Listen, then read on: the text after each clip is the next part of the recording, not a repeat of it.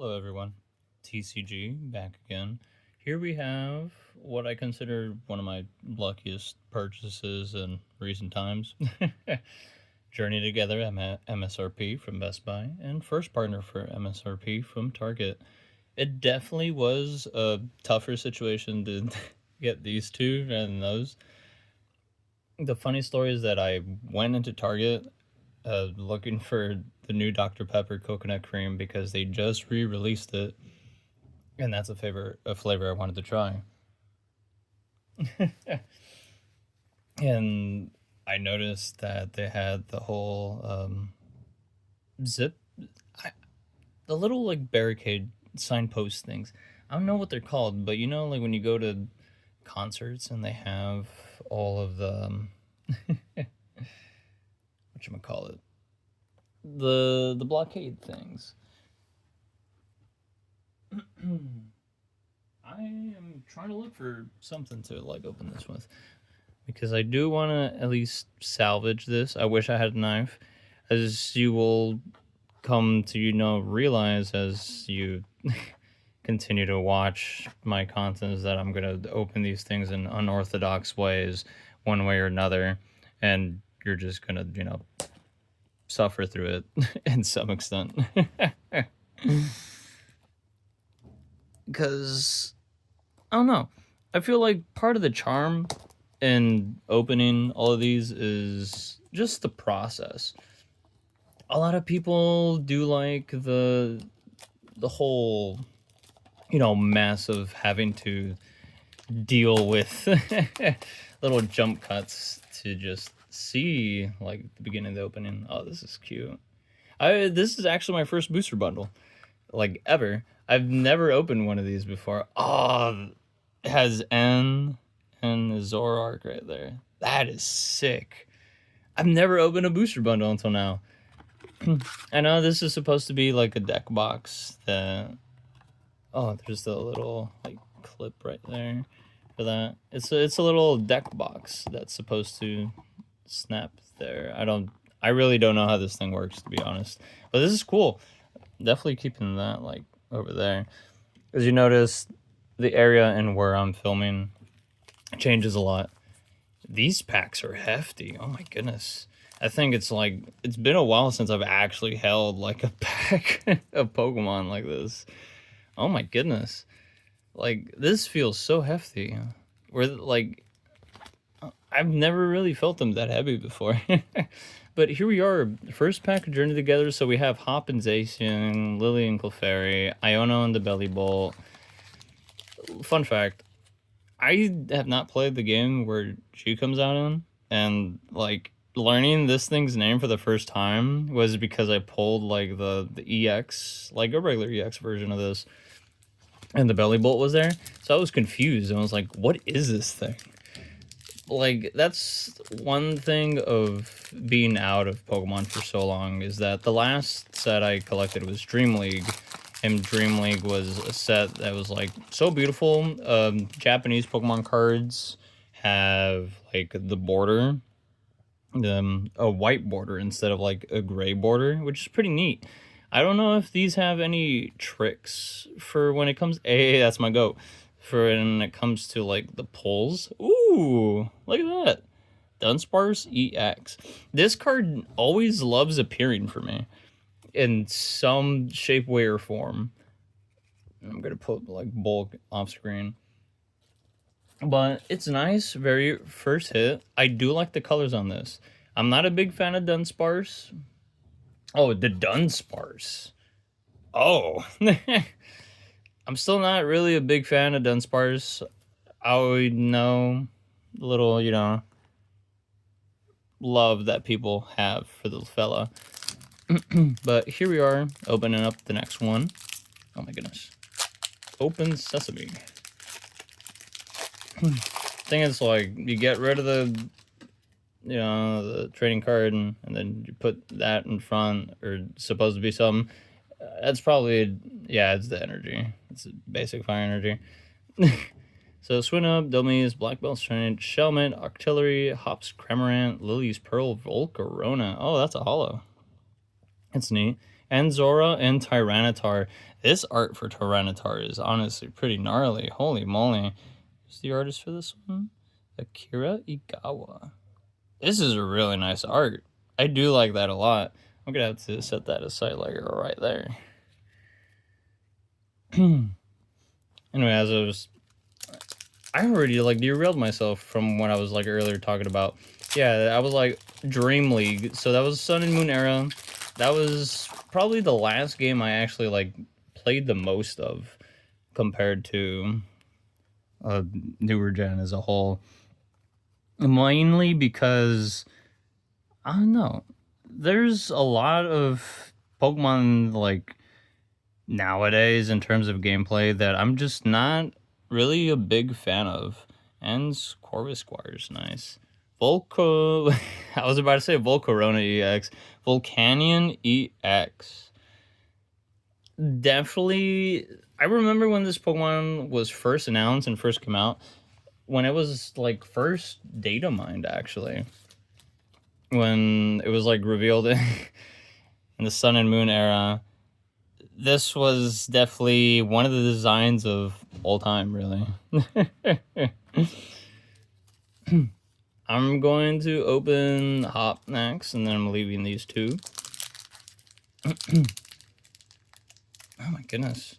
It's like, I feel like, since I'm just talking to myself, you can hear my dog somewhere in the background. This is why like I moved over here, just in the case that my dog just starts barking. Because as soon as like the mail comes around, you know, it just starts, you know, yapping around. Metapod, Oricorio, Hop, Snorlax, Basic Energy. Yeah, we didn't get a pull from this one. The hollow's nice in the background. I do like the whole stage from Sun and Moon. Oricorio. Yeah, there's a lot of Pokemon like nowadays that I just, you know, think to myself, why do they exist the way they do? We're opening up the next one. Oh my goodness, it's just like slipping out of my hands. Beldum, Bagon, Wingull. I always love this bird. Wingull and Pelipper, those are my favorites of all time. Combuskin, Potswick, Noibat, Rabombi, Basic Energy card. Didn't really get much out of this. But that's okay. You know, it's part of the experience, part of the opening pack experience. You get to see cool arts like that Tyranitar right there. Because that's one of the fun things about opening packs in general is that sometimes it's not about the full arts. It's rather about the cards that just appeal to you. And that's like the thing that, you know, I wish, you know, everything stabilizes for the sake of Pokemon. Is that we're able to have product at MSRP, that we're able to, you know, open packs again and look at art that we find, you know, cute, that we find cool. Why does Tentacruel look like this? What gen was this introduced to? What is this? What do they do to my boy? Hops, Rokidi, Ludicolo, Basic Energy. We didn't really get much. Is this really hollow? Oh, it is. What? I had to like take it off camera to like actually look at it properly, but oh wow, it is.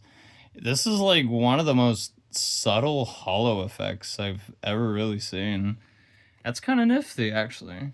I've actually had a soft spot for this guy many years ago. Oh, wait, what? Am I tripping now? Wait, what? So we have 2 hollows, and then this guy is a hollow too. So we have like 3. Huh. Interesting. Well, he's going over there.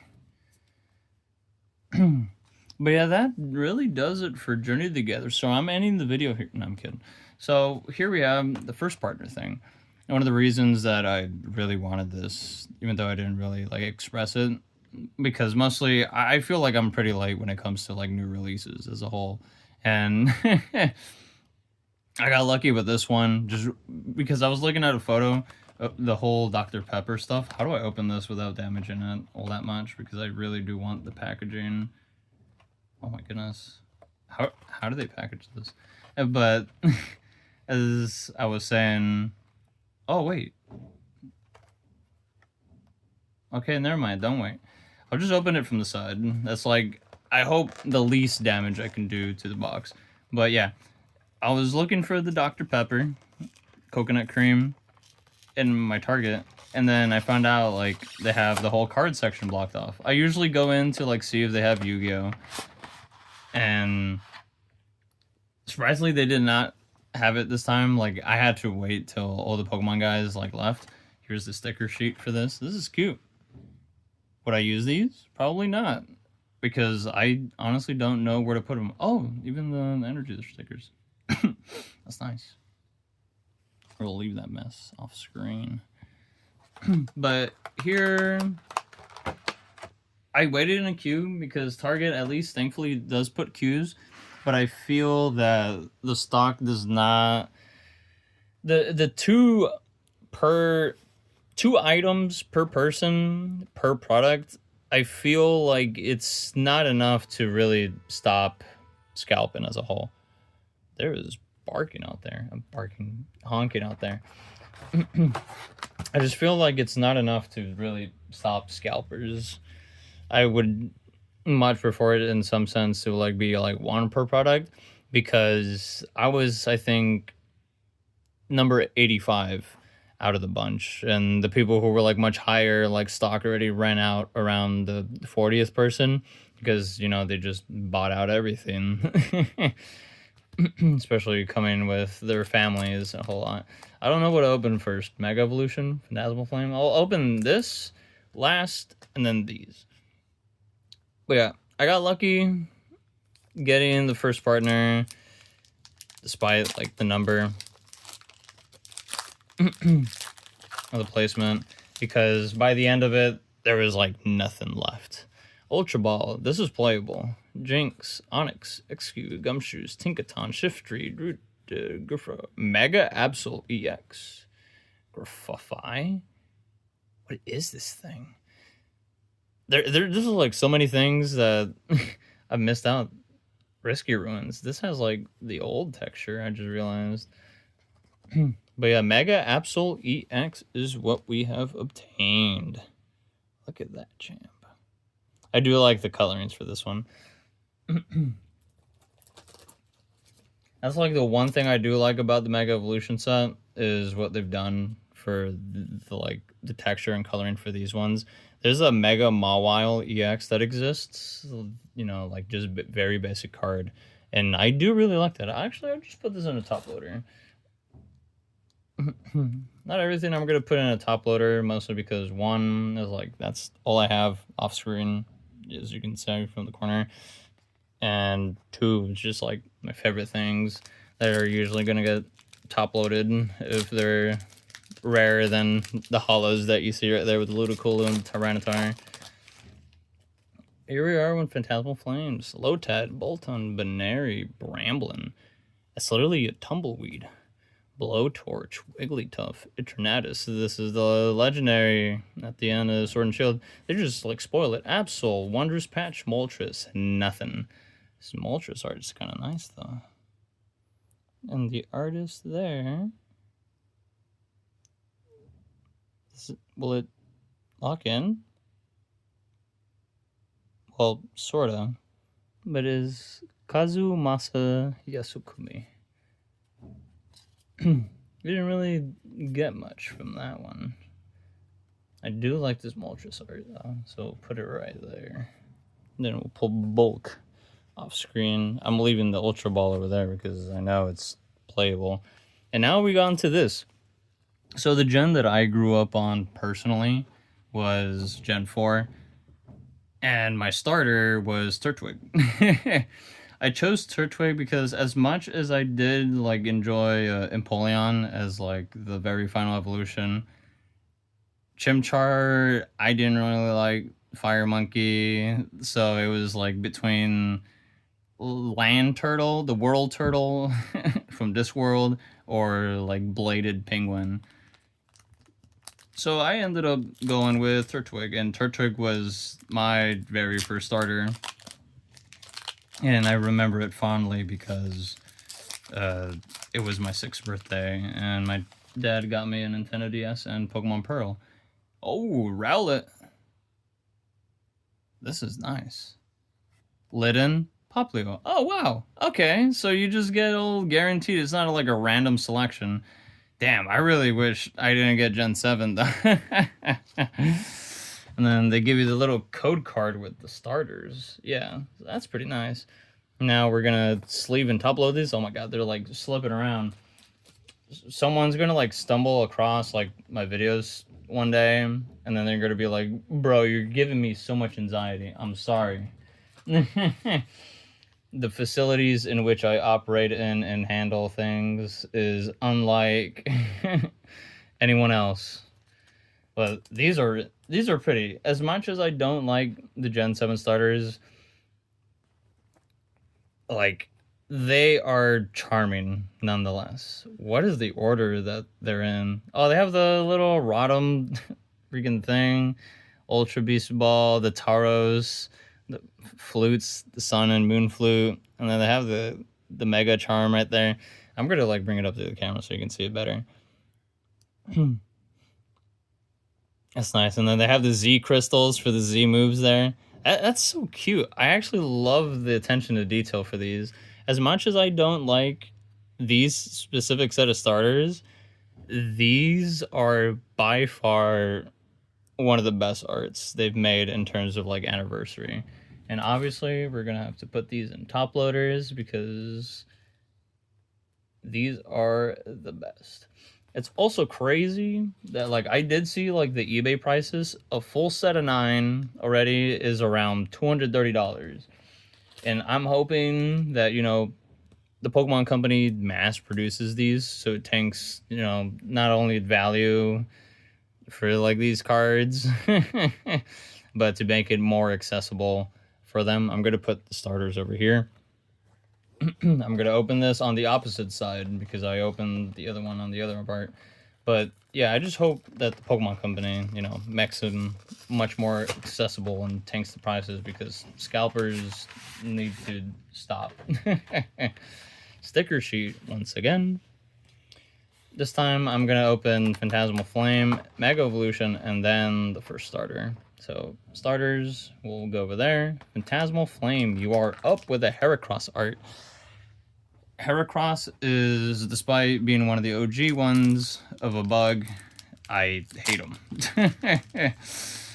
I'm just not a big bug type fan outside of like Ninjask and Shedinja.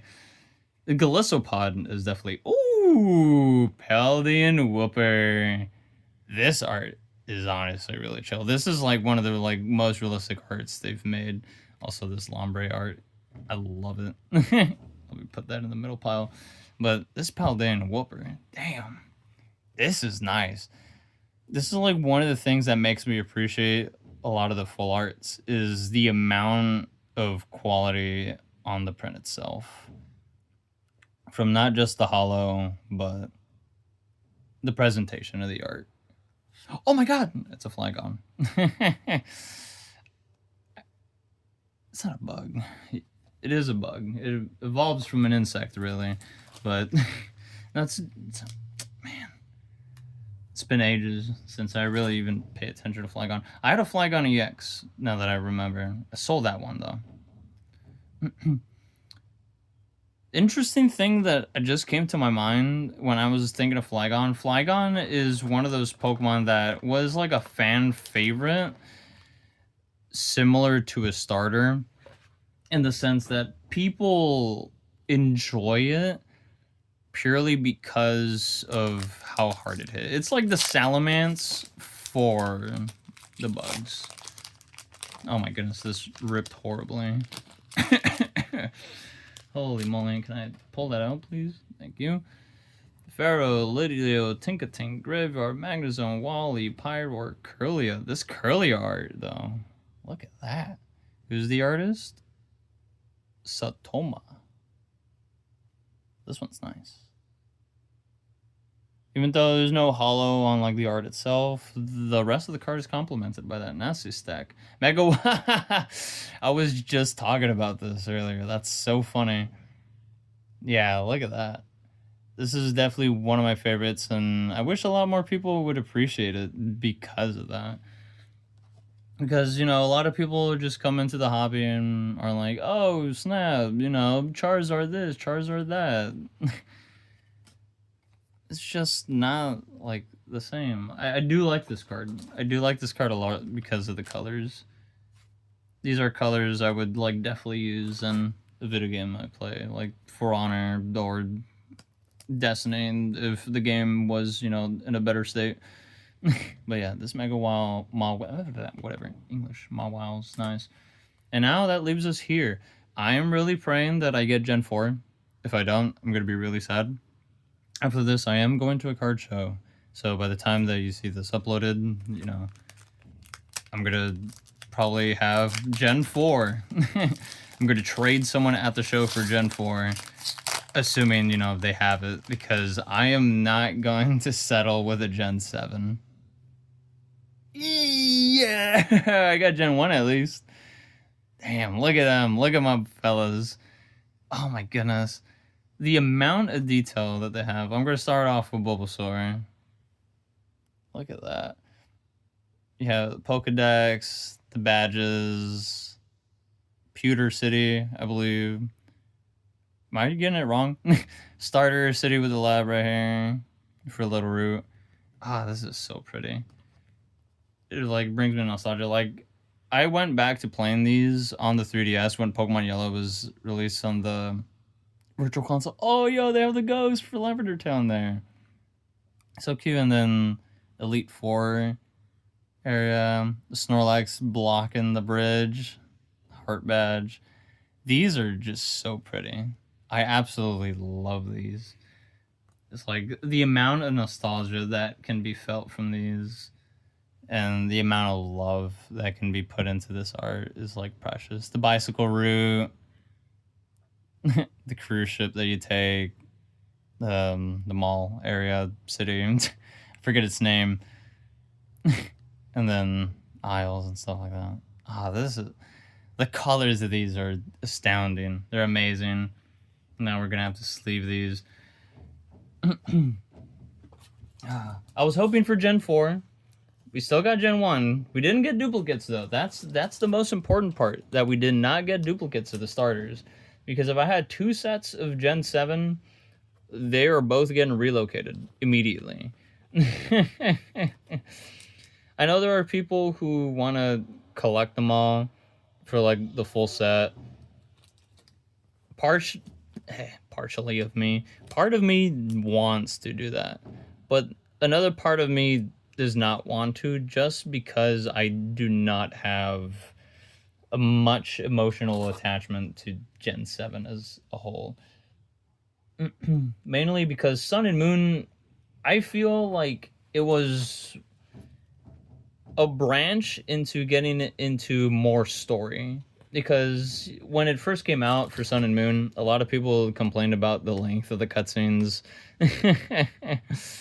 And it's just like, oh my goodness, just let me get to the Pokemon. But I feel like because of those criticisms that we had for those games, Pokemon has, shifted into a more quicker, goofier time that makes it rougher for a lot more people to, sometimes grip into Pokemon and, fall into enjoying Pokemon. Because sometimes the gameplay loop just isn't there. And I know and I understand that they have to be more evolutionary in some way. Having the game be more, I guess, engaging for some. But, not everyone can be happy with that. And that's perfectly okay. But yeah, that is it for what we have opened today. I'm really happy, and I really do like the colors for these. But as you've heard, I just don't like Gen 7. In terms of starters, like Rowlet is cute. Like, I definitely have a plush. Like, I absolutely love these. But like, as soon as they evolve later on, I don't really care. Well, Rowlet's like evolution line, I have been a big fan of. But everyone else, like Incineroar, is goofy to look at, but it's not my deal. And then I already forgot what the final stage of Popplio was. Like, I know how it looks like, but I'm just not a big fan of it. But yeah, that concludes the opening of everything. Thank you all for watching, staying tuned, listening to the rambling for about 25 minutes. And I'll see you all next time. Hopefully, maybe with more Seal product. I'm looking for Weiss Wars Persona. As I think I mentioned before, it's one of my favorite JRPGs. And I hope to open that here on video someday. But yeah, thank you all for watching, and catch you next time.